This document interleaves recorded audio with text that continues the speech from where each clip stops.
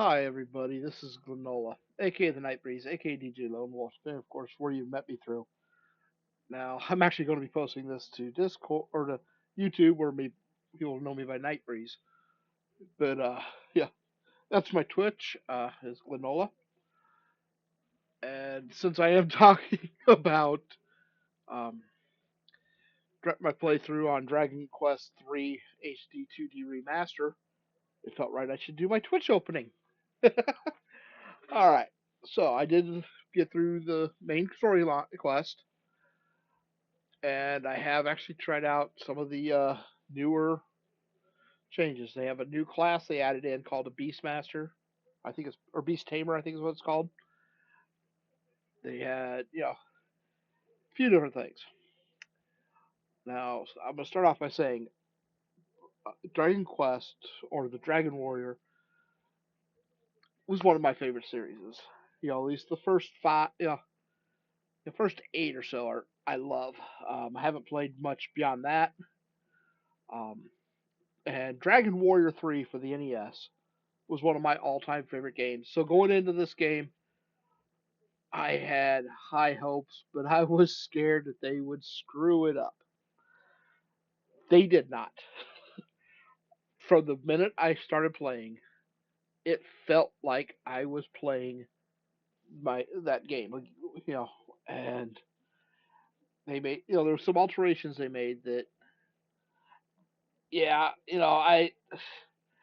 they added a difficulty thing, which I'll be honest with you, until I've looked into it a little more, I'm like, come on, make simplifying these games up and all this. But you could, just the base difficulty is the same game as what you played on NES, pretty much. But and they have a whole other hard mode there that is, from everything I can see, going to be fun. I'm gonna have to try it out. And then they do have an easy mode that they call, I can't remember what they named them, but it's and that one there, it is very simplified. You can't die. Um, there's damage, or I think monsters do less damage, anyways. You know, things like that. But the hard mode, from what I've read, cut in half the um, damage if you hit somebody that they're with something they're weak against. You still do only half the damage as what you would in normal mode.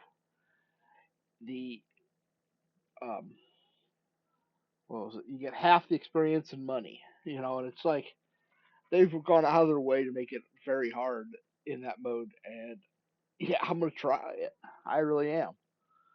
Um, Now with the new class, Beast, I think they call it Beast Tamer. It is actually very fun, and it has one of the best attacks in the game. Um, you summon monsters. It's like four or five attacks. It does. It hits all the enemies, which makes it great against bosses when you're facing them one on one because they take all that damage.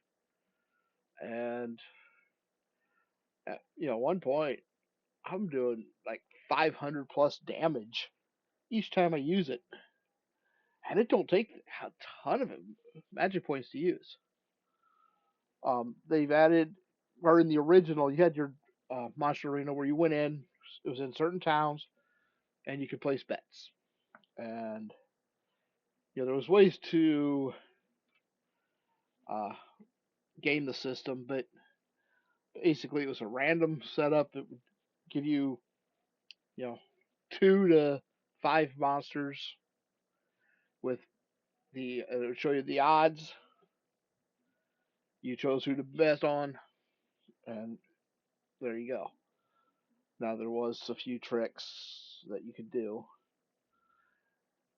but now you actually catch monsters and make your own monster team, similar to what they did in 8 uh, with the arena there. Now you don't have the control you had in 8, where you actually get the ability to summon the monsters, or at least not that I have seen so far. Maybe if I went further with the Beast Tamer, that may be an option. I don't know. But in 8, you can summon your party at one point and use it in battle. But they so the class is very fun. The magic is using the newer naming systems. Where in the original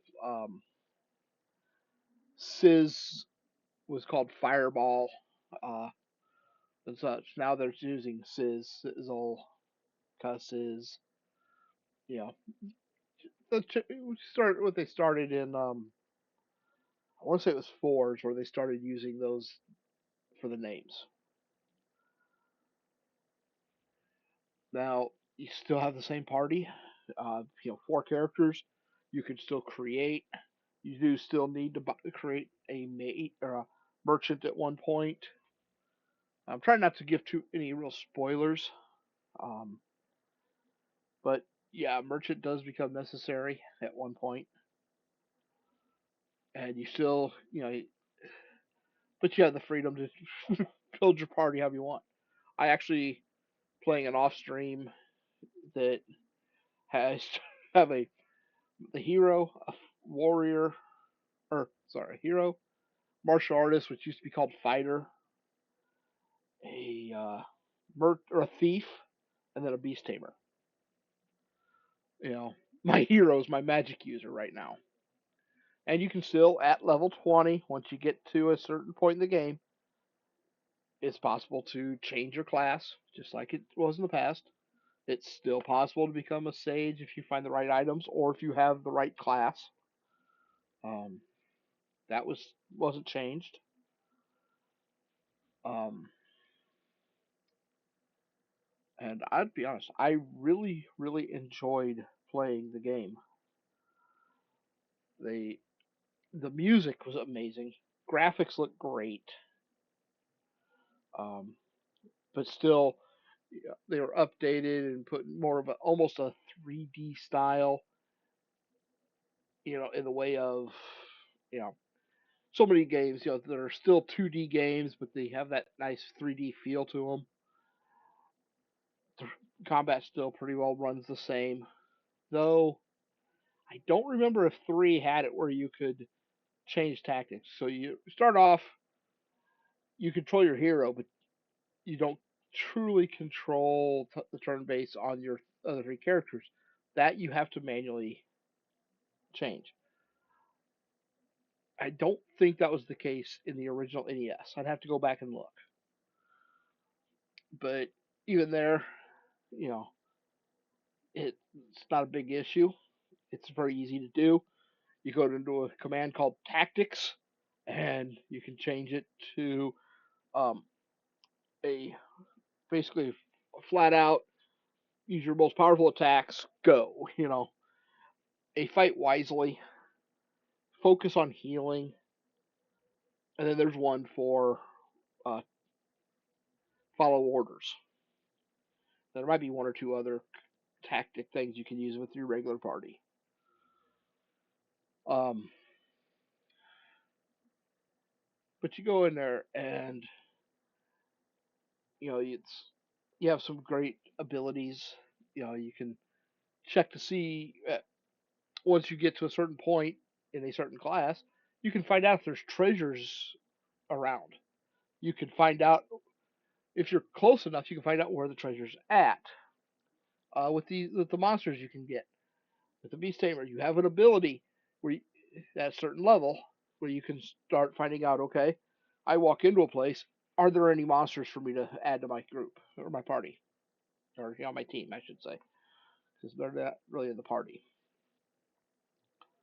Um, they still have it where thieves can steal items at the end of battle. Merchants still get more, or have a chance to gain more money and that stuff. So that's the same. Uh, Martial artists still get that awesome boost and critical hits, but They also have something that I still have mixed feelings on. I can see where it's handy, and I had it on with the playthrough. I wanted to get the full experience as is, but in the original, you had nothing telling you, this is where you have to go to this is your next spot. You had to try to remember where you're supposed to go and explore and figure it out. Here, they have a mini map, and on the map will be a circled area, you know, and it will tell you your next goal. And, a part of me being old school, I don't know, part of me likes it where you had to try to remember. But then again, you take a break. You're playing this game, something happens, you're away a month. You come back to the game, you have no clue what you're supposed to be doing. On here, you can tell what to do. And it is possible to turn that off. It is right there in the options where you can turn off those hints. So I mean, I have mixed feelings on that, but still I can see where it's very beneficial, and for newer people that are new to the franchise or to the game, I can see where it would be very helpful. Um, they added. I haven't done the post post game stuff. I went through the main quest, and that's where I stopped. I actually was up a little later than I planned when I did my last stream, just to finish the game. So I still have a whole another dungeon at least that I can do. Another tournament I can do. Another or more monsters to find. Now one of the coolest things they did in this game is they added secret areas and overworld treasures. You'll be walking along, and all of a sudden on the overworld map, you'll see a little sparkling thing, and it might look like a wrecked wagon or maybe a campsite or something like that. You walk up, you click on that, and there'll be treasures. It might be one, it might be three, or it might be two. You don't know. And then the secret areas, there are areas on the map, and they'll look different. You might have some weird looking rock like structure in the middle of a forest, or a in one case, this is early in the game, it's a very large, very green tree, just that by itself. It stands out. And when you go to there's possibly treasures. There's It might be a monster to get for your team.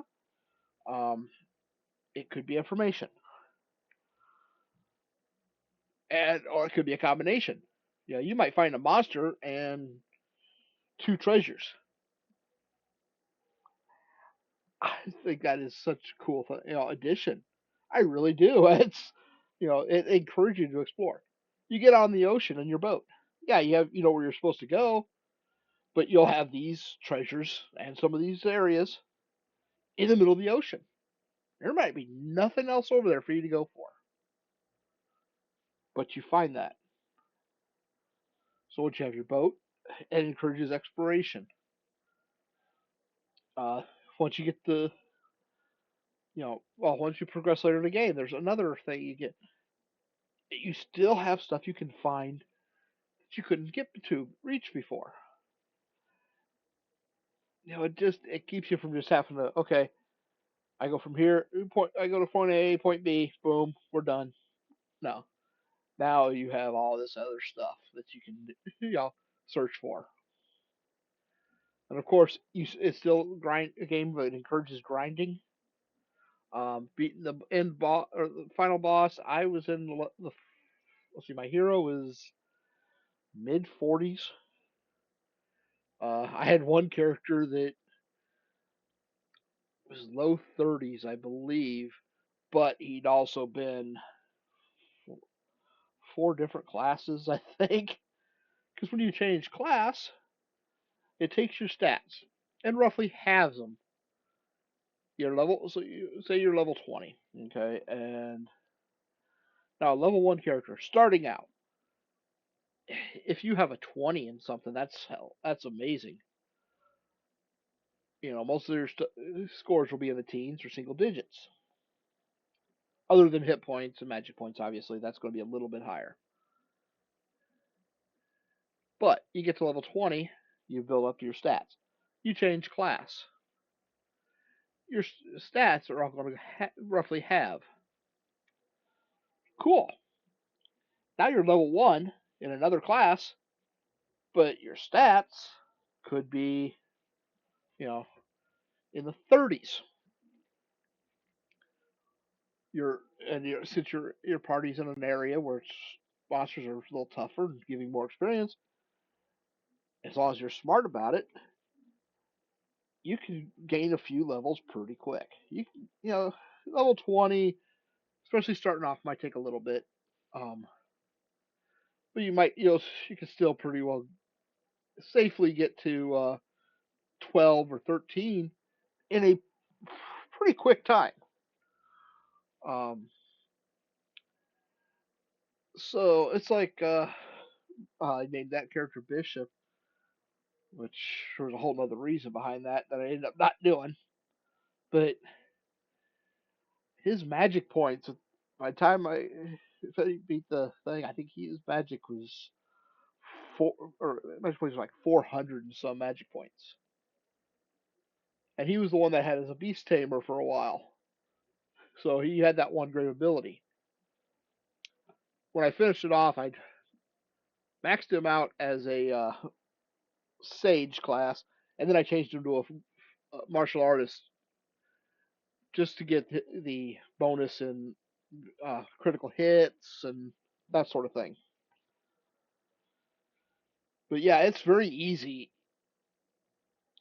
to get some great stats that way.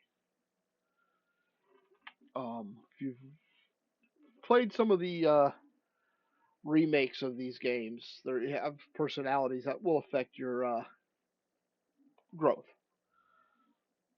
That was kept, and they pretty well are the same. So like if you've played the mobile version of Dragon Warrior, Dragon Quest III, um, yeah, that's still there.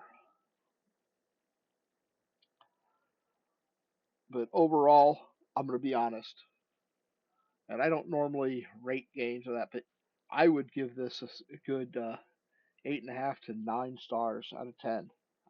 I love it that much. So I know I kind of ramble a bit because I'm speaking from the heart. I don't write this down and go through it that way. This is right off my head. So I do hope if you get the chance, if you enjoy the JRPGs, especially the old turn-based combat, I say give it a try. I really think it was great, and they are doing a remake for Dragon Quest One and Two. It looks like it's going to be both games, in the same game. But yeah, I kind of that's the other thing I have mixed feelings on. Part of me wishes they released it in order. The same way the NES was released, Dragon Quest One, or Dragon Quest Two, and then Three, or Dragon Warrior as it was called on NES in America. And that was done because there was actually a board game called Dragon Quest, so they had issues with the naming. But this way you had the feel, and you could really understand some of the emotion that goes in to certain points in the game. You know, because you had the callbacks to previous games. now it's still cool. The same thing that was cool with that was is still cool, just for a different reason. You know. So on that note, I'm going to let you. I think I'm going to jump off here. Thank you everybody for watching, and I do hope you have a great time.